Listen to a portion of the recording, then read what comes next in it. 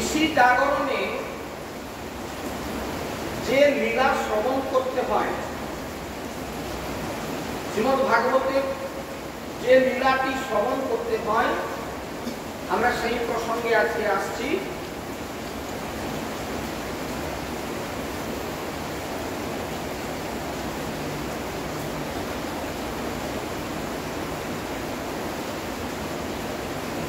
সেটি হচ্ছে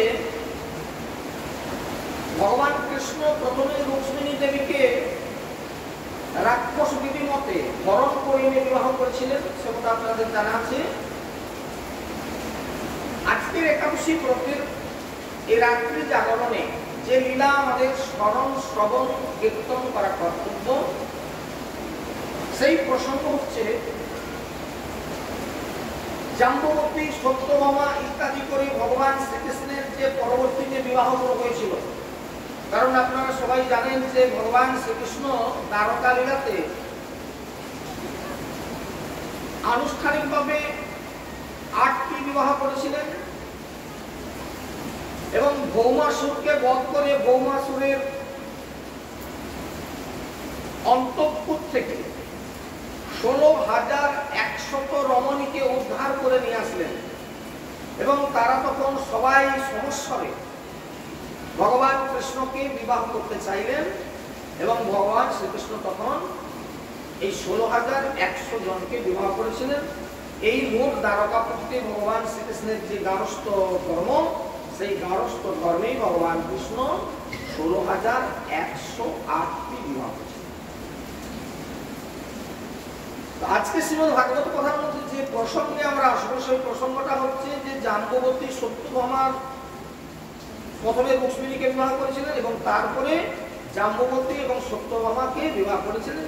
কিভাবে, কেন, সেই প্রসঙ্গে সুখদেব ঋষিপাদ বর্ণনা করে যাচ্ছেন। মহারাজ পরীক্ষিত একান্ত গণে শ্রবণ করছেন। এখন সুখদেব ঋষিপাদ বলছেন, সত্রাজিত সতনায়ং কৃষ্ণায় কৃতকিলমিষং সমন্তকেন মনিনা স্বয়মুদম্য দত্যবান। সত্রাজিৎ ভগবান কৃষ্ণের উপরে একটা মিথ্যা কথা চাপিয়ে দিয়েছিলেন, মিথ্যা কলঙ্ক লেপন করেছিলেন এবং সেই অপরাধ অপনোদনের নিমিত্ত স্বয়ং সামন্তক মনির সঙ্গে নিজের কন্যা সত্যভামাকে ভগবান শ্রীকৃষ্ণকে সম্প্রদান করলেন। সত্রাজিৎ এমন একটা মিথ্যা কথা বলছিল যে মিথ্যা কথা থেকে রক্ষা পাওয়ার জন্য নিজের কন্যা সত্যভামাকে ভগবান শ্রীকৃষ্ণের হাতে অর্পণ করছিলেন। এটা ভাগবত কথা বলতে বলতে সুখদেব ঋষিপাদ বর্ণনা করলেন মহারাজ পরীক্ষিতের কাছে। এবং মহারাজ পরীক্ষিত প্রশ্ন করলেন যে সত্রাজিত কিম করোদ ব্রহ্মণি কৃষ্ণ স্বকিলমিষং সামন্তক কুতস্তস্য কস্মাদ দত্তা সুতং হরে। মহারাজ পরীক্ষিত জিজ্ঞাসা করলেন, হে সুখদেব ঋষিপাদ, হে ভগবান, সত্রাজিৎ ভগবান শ্রীকৃষ্ণের কাছে কি অপরাধ করেছিলেন, কি অপরাধ করেছিলেন যে কারণবশত সে সামন্তক মণি সহ কন্যাদান করলেন? এই সামন্তক মণিটাই বাকি, সেটা তিনি কোথা থেকেই বা পেলেন? আপনি সবিস্তারে সেই লীলা বর্ণনা করুন। সময় আমাদের সংক্ষিপ্ত, সেই জন্য খুব সংক্ষিপ্ত ভাবে একটু ছোট্ট করে বলে নিচ্ছি মাত্র। সুখদেব ঋষিপাদ বললেন, মহারাজ পরীক্ষিত, সত্রাজিৎ ভগবান সূর্যের অতি বড় ভক্ত ছিলেন, সূর্যের উপাসনা করতেন সত্রাজিৎ এবং তার ভক্তিতে প্রসন্ন হয়ে ভগবান সূর্যদেব তাকে প্রেম প্রীতি সহকারে এই সামন্তক মণিটা উপহার দিয়েছিলেন।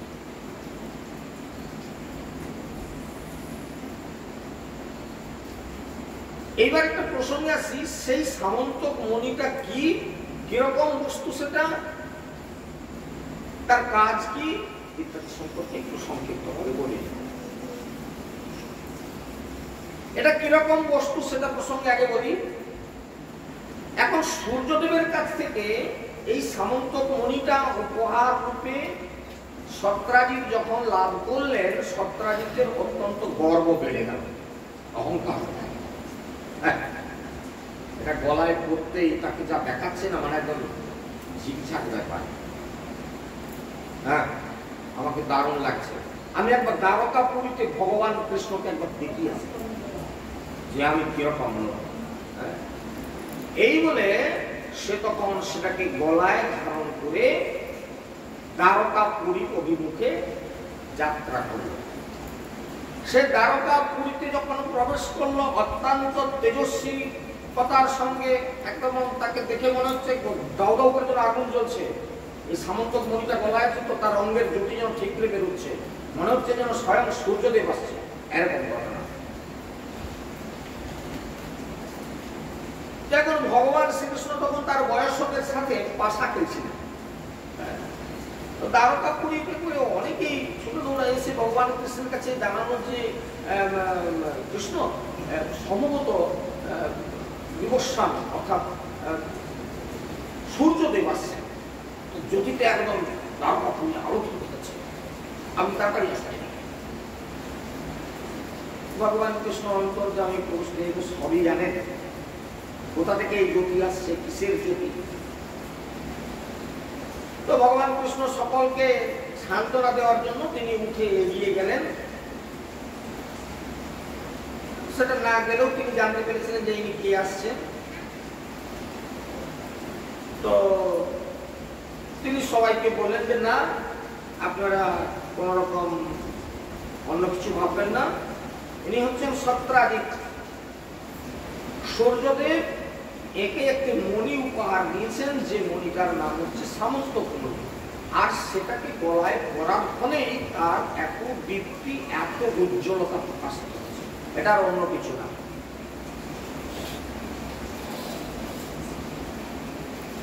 তো ভগবান কৃষ্ণ উঠে সত্রাজিতের কাছে গেলেন, বলে সত্রাজিৎ খুব সুন্দর লাগছে, খুব সুন্দর লাগছে, ভালো।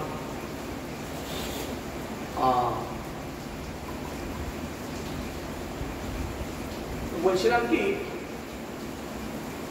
মানে তিনি সব জানেন, তাহলে এই মণি না, ওই মণি স্বয়ং সূর্যদেব আমাকে দিয়েছে, আমি তার বড় ভক্ত, আমাকে দিয়েছে। ভগবান কৃষ্ণকে খুব গর্ব করে বলছে, আমি তার খুব বড় ভক্ত, সেই জন্য আমাকে এটা উপহার দিয়েছে। ভগবান কৃষ্ণ সবই জানেন, তবুও সকলের সামনে তার গুণটা কি এটা ব্যক্ত করার উদ্দেশ্যে ভগবান তাকে জিজ্ঞাসা করছেন, সত্রাজিৎ তুমি এই যে মণিটা, এর গুণাগুণ একটু বলতে পারবে? হ্যাঁ, বলতে পারবো না। আচ্ছা দেখুন, এই মণিটা যে দেশে থাকবে সেই দেশে কোনোদিন মহামারী দুর্ভিক্ষ হবে না, রোগ জ্বালা হবে না, সর্প ভয় হবে না, হ্যাঁ, কোনো ভয় থাকবে না, যার কাছে থাকবে না। আর এই মণিটাকে যদি সঠিকভাবে পরিচর্যা করা যায়, প্রত্যেক দিন 8 ভার করে সোনা প্রসব করবে। এখন এই ভার বলতে আপনারা অন্যরকম মনে করবেন না যে 1.5 মণ, মানে যে ভার 1.5 মণই ভার নিয়ে যায় না, সেরকম ভার মনে করবেন না, যে কাঁধে করে যে বাঁক কাঁধে করে যায় এটাকে ভার বলতাম আমরা আগে, বলতাম না ভার কথাটা, তো এরকম ভার না। ভাগবতের ভাষায় এই ভারের অর্থটা একটু বোঝার যদি পারেন চেষ্টা করুন, আমি সংক্ষিপ্তভাবে একটু বলে দিচ্ছি। 4টি ব্রুহির যে ওজন, ব্রুহি শব্দ হচ্ছে ধান, 4টে ধান, এই 4টা ধানের যে ওজন, এই ওজনটাকে বলা হয় 1 গুঞ্জা। এটা 1 গুঞ্জা। 5 গুঞ্জায় 1 পণ, এরকম 5 গুঞ্জা হলে 1 পণ। 8 পণে 1 ধরম, 8 ধরনে 1 কর্ণ, 4 কর্ণে 1 কোপ, আর 100 বলে 1 তুলা, এরকম 20 তুলায় 1 ভার। আশা করি সকলের মনে থাকবে কথা। যাই হোক, এই হচ্ছে এক ভার। এই মণিটা যার কাছে থাকবে সে যদি এর পরিচর্যা ঠিকঠাক করে তাহলে 8 ভার এরকম সোনা প্রত্যেক দিন।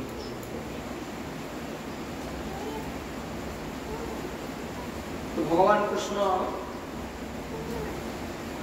যার চিন্তা অত্যন্ত গভীর, তিনি বললেন, সত্রাজিৎ তুমি এক কাজ করো, এই মণিটা তোমার নিজের কাছে রেখো না। আমাদের যিনি রাজা আছেন এখন উগ্রসেন, তুমি রাজা উগ্রসেনের কাছে এটা জমা রাখো। ফসলটা তুমি নাও, ফসলটা আমি রাজাকে দিতে বলছি না, ফসলটা তুমি নাও, কিন্তু এটা রাজার কাছে জমা রেখে দাও। সত্রাজিৎ বলে, আমার আমি সূর্যদেবের বড় ভক্ত বলে তিনি আমাকে দিয়েছেন, আমি এটা রাজাকে দিতে যাবো, তার গর্ব হল।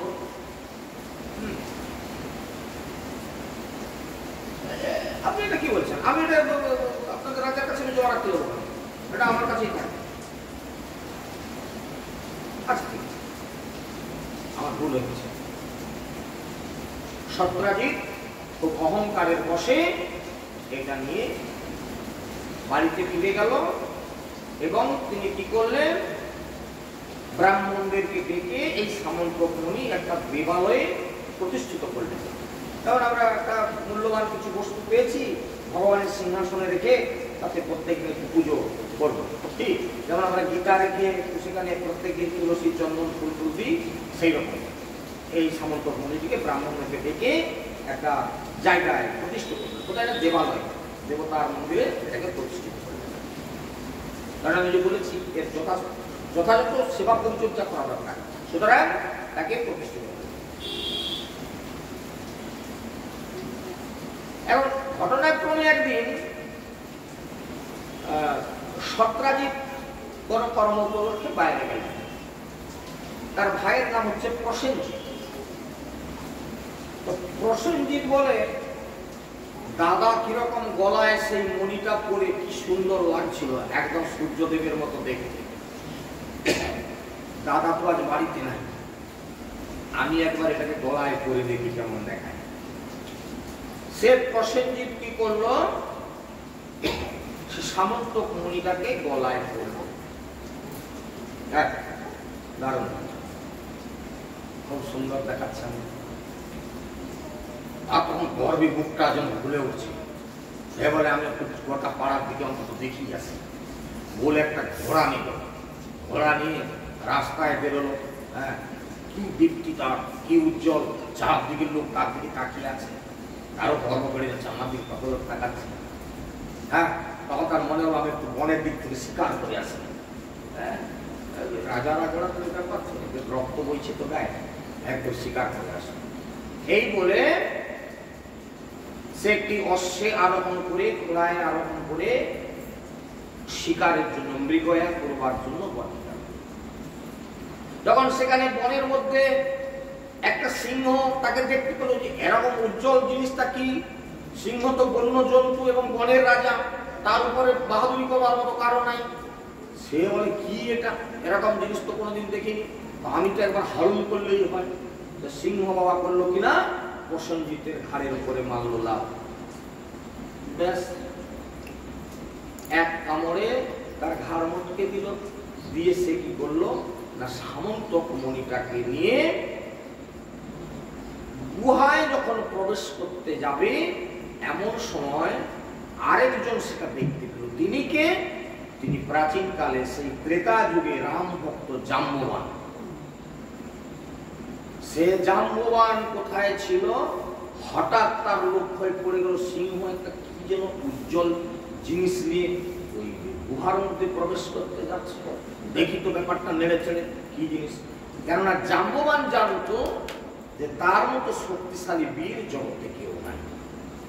প্রভু রামচন্দ্রের কৃপায় তিনি এত শক্তিশালী ছিলেন যে তার কাছে কেউ কোনোদিন টিকতে পারত না। যেই হোক না কেন, সে আমার কাছে নিশ্চয়ই পরাজয় স্বীকার করতে বাধ্য বলে জাম্ববান এগিয়ে গেল। জাম্ববানের সঙ্গে ওই সিংহটার যুদ্ধ হলো। যুদ্ধে সিংহটা মারা গেল।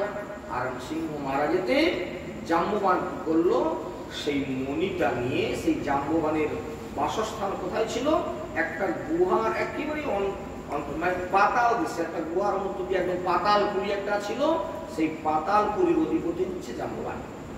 সে তখন একদম পাতালপুরীতে প্রবেশ করলো। পাতালপুরীতে প্রবেশ করে সে তো এত খবর জানেনি, জাম্ববান এত খবর জানতো না যে এটা সামন্তক মণি, এটার এই গুণ আছে। সে বলে বেশ সুন্দর উজ্জ্বল জিনিস, তাদের ছেলে পেলেরা খেলা করে, এই এটা নিয়ে খেলবি না, খেলবি না।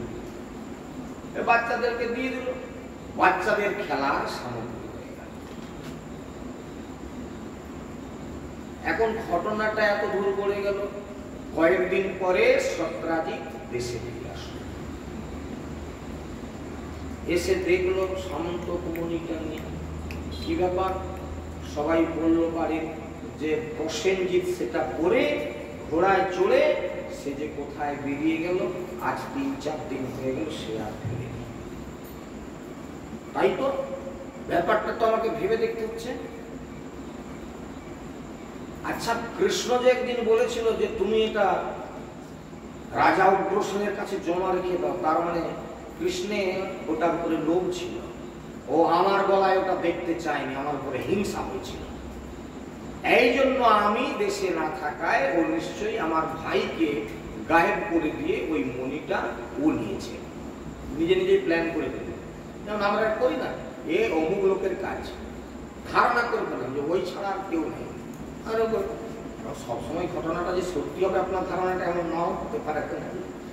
তো ভগবান কৃষ্ণ দেখলো যে আমি একদিন বলেছিলাম যে এটা জমা রাখো, কিন্তু জমা রাখেনি, তার মানে আমি জমা রাখিনি বলে কৃষ্ণের আমার উপরে রাগ হয়েছিল, এবং সে সুযোগ পেয়ে আমার ভাইকে মেরে সম্ভবত ওই মণিটা কৃষ্ণই নিয়েছিল।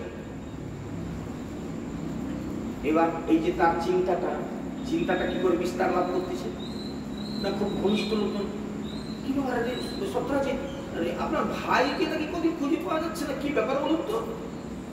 আর কি হবে, এরকম একটা ব্যাপার, ওই কৃষ্ণেরই কাজ, ও ছাড়া আর কেউ নয়, ওই এরকম করেছে। যারই সঙ্গে দেখা হয় তাকেই এরকম বলে। এই বলতে বলতে এক লোকে বলে না, এক কান দু কান করতে করতে রাজ কান, কৃষ্ণের কানে খবরটা যে হাজির হয়ে গেল। একজন গিয়ে কৃষ্ণের কানে দিল যে আপনি নাকি এরকম সত্রাজিতের ভাই প্রসেনজিৎকে হত্যা করে আর নাকি মণিটা নিয়েছেন, যে তো সত্রাজিৎ তো গোটা বাজার ঘটনা করে দিয়েছে, সকলে শুনছে, আপনি শুনেননি? বলেন না, আমি শুনবো কথা ঠিকই, তুমি বললে বলে শুনলাম। মানে গোটা বাজারের লোক জেনে গেছে সে সত্রাজিৎ তো গোটা বাজার রটি নিয়েছে।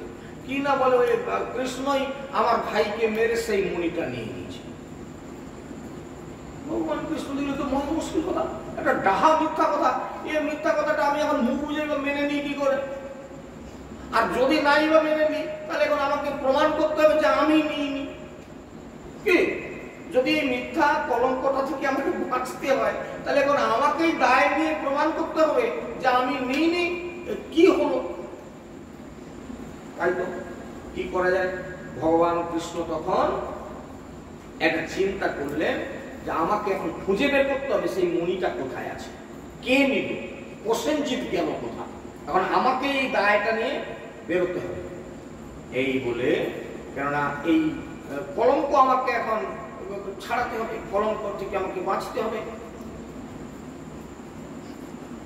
সঙ্গে কিছু সৈন্য সামন্ত নিয়ে, লোকজন নিয়ে অন্বেষণ করতে করতে, লোকের মধ্যে শুনলো যে বনের দিকে গিয়েছিল নাকি শিকার করতে, সে তখন বনের মধ্যে প্রবেশ করলো এবং জঙ্গলে তখন সেই প্রসেনজিৎকে খুঁজতে খুঁজতে যেখানে সেই সিংহটা প্রসেনজিতের ঘাড় মটকে ছিল সেই জায়গায় গেল।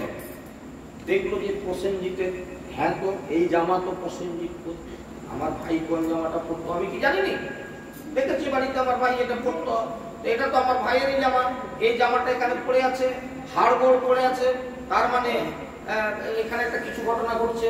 দেখলো যে সেখানে পায়ের ছাপ পড়ে আছে, সিংহের পায়ের ছাপ।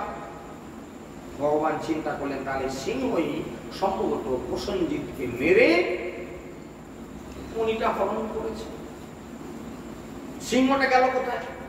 পায়ের ছাপ দেখে দেখে দেখলো যে একটা গুহার কাছে গেছে। সিংহের পায়ের ছাপ খুঁজে খুঁজে ওই গুহার কাছে গেল। গুহার কাছে গিয়ে দেখে কি না, সেখানে আরেকটা ঘটনা। সেখানে সেই জাম্ববানের ভল্লুকের রূপ, সেই ভল্লুকের পায়ের ছাপ সম্ভবত তাহলে। এবং দেখা গেল যে সিংহটা সেখানে মরে পড়ে আছে, তার মাংস টাংস লোকে খেয়ে গেছে কিছু কিছু। তো সেই কাঁধের যে কেশরগুলো, লোমগুলো বড় বড় পড়ে আছে, তার মানে সিংহ মারা গেছে। যে সিংহটা তাহলে ওই মণিটা হরণ করেছিল, কেউ তাকে হত্যা করেছে। কে হত্যা করলো? পায়ের ছাপ থেকে বোঝা যাচ্ছে এটা ভল্লুকরাজ সেই জাম্বুবান। জাম্বুবান গেল কোথায়? খুঁজে খুঁজে তার পায়ের ছাপ ধরে গেল ওই পর্বতের গুহার একটা মুখের কাছে। গিয়ে দেখলো যে সে নিশ্চয়ই এই গুহার মধ্যে প্রবেশ করে থাকে। ভগবান শ্রীকৃষ্ণ তখন কি করলেন না, তার সঙ্গের যে সমস্ত লোকগুলো ছিল তাদেরকে বলল যে তোমরা এখানে দাঁড়াও, আমি একটু দেখে আসি মণিটা গেল কোথায়। এই বলে ভগবান কৃষ্ণ তার সঙ্গের লোকজনদেরকে গুহার বাইরে রেখে একাকী সেই ভয়ানক নিবিড় অন্ধকারময় সেই ঋক্ষরাজের গুহার মধ্যে, জাম্ববানের গুহার মধ্যে প্রবেশ করে। এখন গুহার মধ্যে প্রবেশ করে সে দেখলো একেবারে সেইখানে একটা সুন্দর রাজপ্রাসাদ, তার উঠানে কতগুলো ছেলে খেলা করছে। আর সেই ছেলেগুলোকে দেখভাল করার জন্য একজন পরিচালিকা নিয়োগ করা আছে। সে ছেলেরা খেলছে, তাদেরকে গাড় দিচ্ছে, লক্ষ্য রাখছে ছেলেদেরকে। পরিচালিকাটা দেখলো যে একজন নতুন লোক, এ লোক কোনোদিন তো আমাদের গুহায় আসেনি, কেন আসবে? হ্যাঁ, এবং সে তখন দাঁড়িয়ে দাঁড়িয়ে দেখলো যে সেই ছেলেরা সেই সামন্তক মণিটাকে নিয়ে খেলছে। কৃষ্ণ বলে দেখো কাণ্ড, মণি কোথায় এলো দেখো। এখন ঘটনাক্রমে সেই পরিচালিকা করলো কি, দৌড়ে গিয়ে জাম্ববানকে খবর দিল, প্রভু কি না বলে একজন কি অপরিচিত লোক গুহার মধ্যে ঢুকে গেছে। সে জাম্ববান বুঝলো না শুনলো, সে একবারে সেজে গুজে একবারে যুদ্ধং দেহি এরকম একটা অবস্থায় এসে পৌঁছিল। কে তুমি, কেন এসেছো সেসব জিজ্ঞাসা করা না, এসেই কৃষ্ণের সঙ্গে যুদ্ধ লেগে গেল। এখন কেউ যদি আমার সঙ্গে যুদ্ধ করতে আসে, আমাকে হয়তো মেরেই ফেলবে, কিন্তু প্রথমে অন্তত আমি তাকে তো ইয়ে করার চেষ্টা করবো নাকি, না আমাকে তুমি মারবি তো মেরে দে, এরকম করে কোথায় যাবে? কৃষ্ণ তার সঙ্গে যুদ্ধ আরম্ভ করল। এইভাবে যুদ্ধ চলতে লাগলো।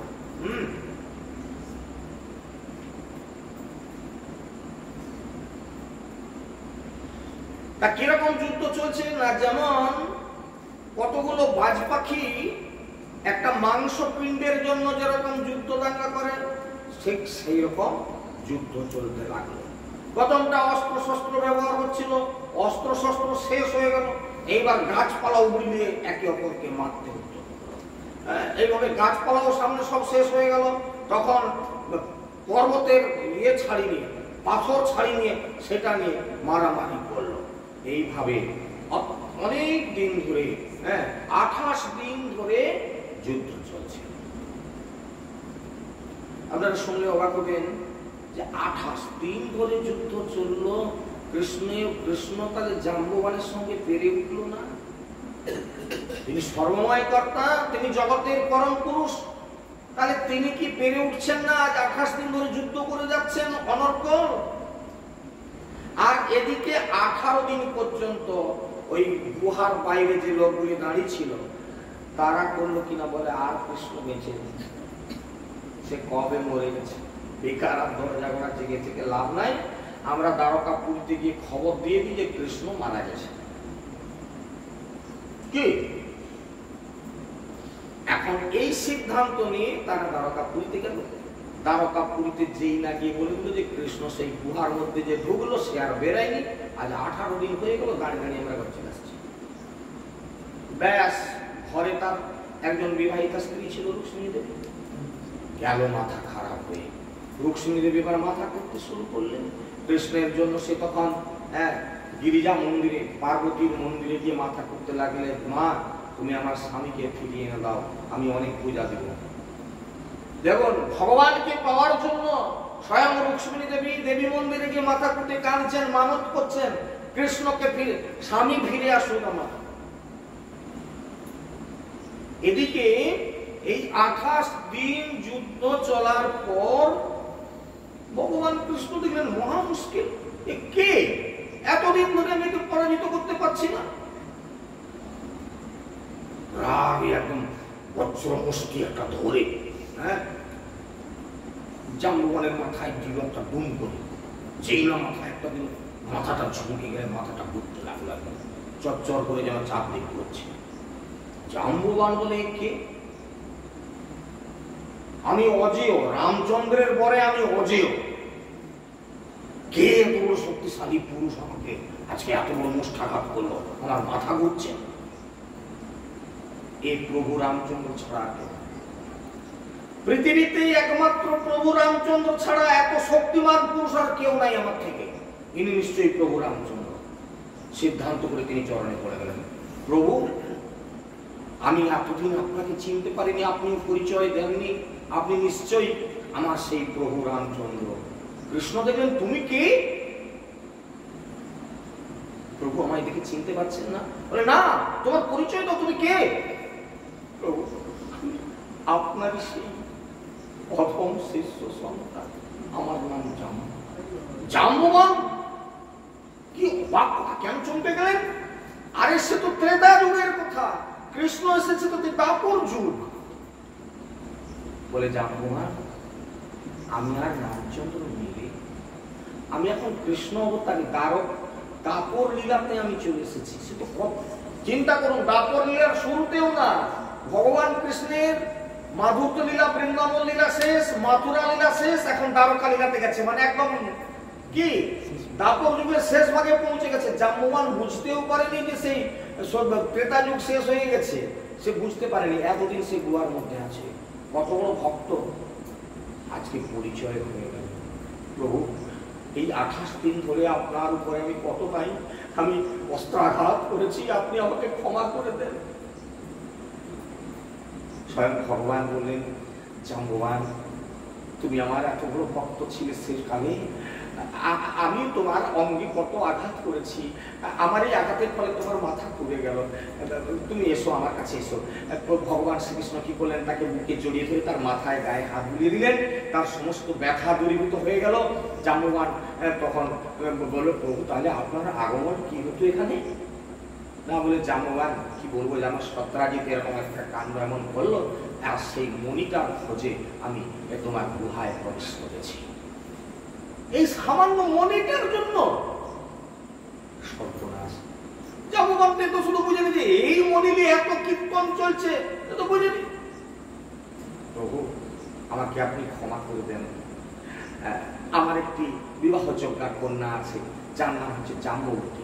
সব থেকে এই কন্যা দানের মতো জায়গা আর পবিত্র জায়গা নেই, জামাই বাবাজি আসলে সব থেকে বড় আদরের। তো সুতরাং আমি যে প্রভু আপনার সঙ্গে 28 দিন যুদ্ধ করেছি, আপনার অঙ্গে এত প্রহার করেছি, সেই সব থেকে মুক্তি পাওয়ার জন্য জাম্ববান কি করলো না, তার নিজের কন্যাটিকে সেই সামন্ত মণির সঙ্গে ভগবান কৃষ্ণের হাতে অর্পণ করলো। প্রভু আমার এই কন্যাটি গ্রহণ করুন এবং এই সামন্ত মণি নিয়ে আপনি এই করে তো এখন জাম্ববতীকে বিবাহ করলো। জাম্ববতীকে বিবাহ করে মানে সঙ্গে নিয়ে বিবাহ করলেন, দ্বারকাপুরীতে নিয়ে গিয়ে সামন্তক মণি সহ সেই জাম্ববতীকে নিয়ে এই 28 দিন পরে ভগবান কৃষ্ণ ফিরে আসলেন। রুক্মিণী দেবী এতদিন পরে স্বামীকে ফিরে আসতে দেখেছে, একেবারে গদগদ চিত্তে তখন দেবী পার্বতীর অনেক উপাচার দিয়ে তার পুজো অর্চনা করলেন, আর কৃষ্ণের চরণে লুটিয়ে পড়ে বলছে, প্রভু আপনার জন্য কতদিন ধরে আমি মাথা কুটি কুটি দেবীর কাছে আমি প্রার্থনা করেছিলাম, তিনি আমার মানত পূরণ করেছেন, আমার ইচ্ছা পূর্ণ করেছেন, আপনি ফিরে এসেছেন। ভগবান সব কথা শুনলেন, এসে বলে 18 দিন পরে এই লোকগুলো সব পালিয়ে আসছে। হ্যাঁ, যে লোকগুলাকে তাদের সঙ্গে লেগে যখন কত বিশ্বস্ত লোক দেখো, তারা যখন দেখলো যে বেরোয়নি, যাক আমরা ঘর পালিয়ে যাবো। হ্যাঁ, এখন এবারে ঘটনা ঘটলো কি না, তাহলে সব হাতে প্রমাণ। ভগবান কৃষ্ণ এত কষ্ট করে 28 দিন যুদ্ধ দাঙ্গা করে হাতে প্রমাণ নিয়ে এলো যে প্রসেনজিৎকে সিংহে বধ করেছিল, সিংহ সেটাকে নিয়ে গুহায় প্রবেশ করতে গিয়েছিল, তাকে জাম্ববান তাকে হত্যা করে সেটাকে নিল। আমি জাম্ববানকে বধ করে এই জাম্ববানের সঙ্গে যুদ্ধ করে তার কাছ থেকেই মণিটা নিয়ে আসছি। ঘটনাটা তাহলে রাজা উগ্রসেনকে জানাতে হবে, তাকে যেহেতু রাজা করা হয়েছে সেই রাজার দরবারে সত্রাজিৎকে ডেকে পাঠানো হোক। তিনি উগ্রসেনকে বললেন যে মহারাজ আপনি সত্রাজিৎকে ডেকে পাঠান, রাজ দরবারে সকলের সাক্ষাতে এই মণি তার হাতে তুলে দিয়ে আমি প্রমাণ করব যে ও যে চারদিকে বাজারে রটালো আমি নাকি এটা নিয়েছি, আমি যে নয় সেটা আমি অন্তত কলঙ্ক থেকে মুক্তি পাবো। প্রকাশ্য রাজ দরবারে আসলো সত্রাজিৎ। সেই সত্রাজিতের উপস্থিতিতে উগ্রসেনের রাজসভায় ভগবান কৃষ্ণ একদম জাম্ববতীকে সঙ্গে নিয়ে সেখানে উপস্থিত হলেন। মহারাজ উগ্রসেন, সত্রাজিৎ যে সামন্তক মুনির জন্য আমার উপরে এত বড় একটা কলঙ্ক লেপন করলো, আমি নাকি তার ভাই প্রসেনজিৎকে হত্যা করে ওই মণিটা হরণ করেছি, এই লোকগুলো তার সাক্ষী, এই জাম্ববতী তার সাক্ষী। আমি জঙ্গলে গিয়ে তাকে খুঁজতে খুঁজতে গিয়ে সমস্ত প্রমাণ হাতে নিয়ে আজকে ফিরে এসেছি, আর আপনার সাক্ষাতে এই মণি আমি সত্রাজিতের হাতে তুলে দিতে চাই। সত্রাজিৎ দেখলো হয়তো ভুল কথা, লোকের কাছে রুটি দিয়ে কি কেলেঙ্কারি বা দেখা। এই জন্য ধারণার উপরে নির্ভর করে কেউ কোনোদিন কারো নামে মিথ্যা বদনাম রটাবেন না, আগে নিজে দেখুন, কানকে শুনুন, তারপর বদনাম রটাবেন। আমরা অনেক সময় ধারণা করে এই অমুক লোকের কাজ ছাড়া কিছু নয়, চারদিকে গোটা পাড়ায় পাড়ায় ঘুরে বেড়াতে, আরে তার কি প্রমাণ আছে তুই সেটা দেখ। ঘটনা অনেক কিছুই ঘটতে পারে নাকি? তো আমরা এরকম কাজ করি না, এই কাজগুলো কোনোদিন করবেন না। এই দেখুন ভাগবত কি বলবো। হ্যাঁ, সেই জন্য সত্রাজিতের হাতে যখন সেই মণিটা দিয়ে দিল রাজা উগ্রসেনের সভায়, সত্রাজিতের মুখটা নিচের দিক হয়েছে। আমি তাহলে অযথা কৃষ্ণের নামে এরকম একটা কলঙ্ক রটালাম। কিন্তু এবার কথাটা বুঝুন, একজন শক্তিশালী লোকের সঙ্গে মিছামিছি একটা মিথ্যা কথা তার নামে বলে দিয়ে এবার আমি বাঁচবো কি করে? সত্রাজিৎ চিন্তা করলো এই তো রাজার কাছে প্রমাণ করে দিল সব কথা, কিন্তু আমি বাঁচবো কি করে? এবার সে খুব ভয় পেয়ে গেল। সে তখন ওইটা নিয়ে মাথা নিচু করে আজকের মতো বাড়ি গেল। সারা রাত্রি তার ঘুম এলো না। আমি কৃষ্ণের সঙ্গে এরকম একটা বজ্জাতি কাজ করে ফেলেছি, এখন আমি রক্ষা হই কি করে? তখন সত্রাজিৎ দেখলো যে আমার একটি বিবাহযোগ্য কন্যা আছে যার নাম সত্যভামা। তো এই কন্যাটিকে আমি কৃষ্ণের হাতে অর্পণ করব, তাহলে কৃষ্ণ আমার জামাতা হয়ে যাবে, হয়ে গেলে সে আমার অত্যন্ত আদরণীয় হয়ে যাবে। তাহলে আমার উপরে সে আর কোনোদিন কোনো রকম বিষ দৃষ্টি করবে না, রোষ দৃষ্টি করবে না।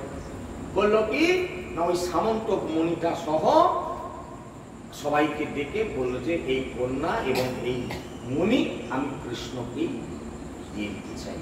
হ্যাঁ, তখন ভগবান কৃষ্ণ বললেন ঠিক আছে, আমি মেনে নিলাম, আপনার কোনো দোষ নাই স্বীকার করলাম, আপনি চাইছেন আপনার কন্যাকেও আমি গ্রহণ করলাম। তবে একটা কথা সবাই শুনুন, রাজ দরবারে দাঁড়িয়ে বললেন এই সামন্তক মণিটা আমি আমার কাছে রাখতে চাই না, এটা আপনার কাছেই থাকুক, সত্রাজিতের কাছেই থাকুক।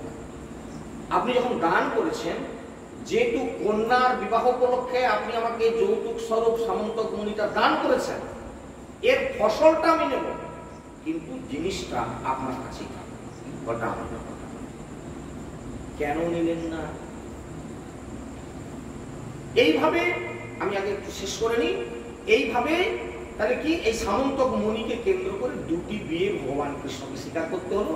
একটা হচ্ছে জাম্ববতী, জাম্ববানের কন্যা জাম্ববতীকে, অপরদিকে সত্রাজিতের কন্যা সত্যভামাকে বিবাহ করলেন। এইবার একেবারে আমরা উপসংহারে চলে আসি, এই কাহিনীর উপসংহার। আমরা প্রত্যেকে অত্যন্ত কৃপণ। আমাদের যখন টাকা পয়সা হয় আমরা করি কি ব্যাংকে জমা রাখি। হ্যাঁ, অনেক লোক বলে অনেক কিছু হলো, তোমার তুমি একটু এক কাজ করো না, একটু মহোৎসব টহোৎসব দাও। হ্যাঁ, টাকা পয়সা সব জমা রেখে। হ্যাঁ, মানুষে জানে না অর্থ হচ্ছে অনর্থের মূল। ভাবছেন যে টাকা পয়সা আমার অনেক থাকলে আমি বোধহয় ইত্যাদি হয়ে যাবো, তা না, এর বিপদ। আপনার মরণ খুব সামনে। ওই টাকা পয়সা, ওই সোনাদানা হাতানোর জন্য গলায় 5 ভরি সোনার হার করে যাচ্ছে। আবার মায়েরা অনেকে করে কি, মানে গলায় হার করে তারপর পোশাক পরিচ্ছদ করে নেয়, শুধু ঢাকা পড়ে যাবে। সে করে কি কাপড় চোপড় পরার পর হারটাকে বের করে রাখে বাইরে। করে না মায়েরা, কেউ কিছু মনে করবেন না। হার যদি কেউ গলায় পরে তাহলে সেটা শাড়ি টাড়ি পরার পর তার উপরে সেই ইটা রাখে, তখন তো দেখবে লোক আমি 5 ভরি সোনার হাত খুলছি। বিপদ যে তার হাতে হাতে সেটা জানেন না কেউ। হয় ওটা চটকি নিয়ে কেউ পালাবে, আর অথবা কেউ ছুরি চালিয়ে দিয়ে হলেও প্রয়োজনে নিয়ে যাবে। বুঝতে পারছেন কেন কৃষ্ণ বলেছিল যে সত্রাজিৎ তুমি এটা রাজার কাছে জমা রেখে দাও? রাজা হচ্ছেন সর্বময় কর্তা, এই জন্য আমাদের জগতের সর্বময় কর্তা হচ্ছে ভগবান কৃষ্ণ। যদি আপনাদের জীবনে কিছু রোজগার হয়, চেষ্টা করবেন যতটা বেশি সম্ভব ভগবান কৃষ্ণের কাছে জমা দিয়ে দেন। ভগবান কৃষ্ণের জন্য কিছু ব্যয় করুন, ভগবান কৃষ্ণের কাছেই জমা রেখে দেন। কারণ যেটা ব্যয় করলেন ওটা জানবেন ওটা আপনার পরপারে গিয়ে জমা হয়ে গেল, ওটা ভাববেন না কখনো খরচ হয়ে গেল। যেটাকে ব্যাংকে রেখে গেলেন ওটা আপনি কোনোদিনই জমা পাবেন না, কিন্তু যেটা কৃষ্ণের উদ্দেশ্যে ব্যয় করে গেলেন ওটা কিন্তু আপনি ফিরে পাবেন। তাহলে কি বুদ্ধিমান লোকের কাজ হবে এটাই, ভগবানের উদ্দেশ্যে ব্যয় করে দেওয়া, যেটা ভগবান কৃষ্ণ বলতে চেয়েছিলেন সত্রাজিৎকে, কিন্তু সেটা মানাতে পারলেন না। সেই জন্য শেষমেশ আবার সত্রাজিতের কন্যা সত্যভামাকে বিবাহ করলেন বটে, কিন্তু বললেন যে ওটা তোমার কাছে রেখে দাও, ভয়ঙ্কর জিনিস আমি কাছে রাখতে চাই না। ওর ফলটা আমি খাবো ঠিকই, তুমি দান করেছো যেহেতু দানের ফসলটা আমি খাবো ঠিকই, কিন্তু জিনিসটা তোমার কাছে। এখন আজকে এই পর্যন্ত বিশ্রাম করি, এরপরে সামন্তক মণি যে কীর্তন আছে এখনো, সে সামন্তক মণি নিয়ে কি নাই হলো, পরে কোনোদিন সুযোগ আসে আবার হবে।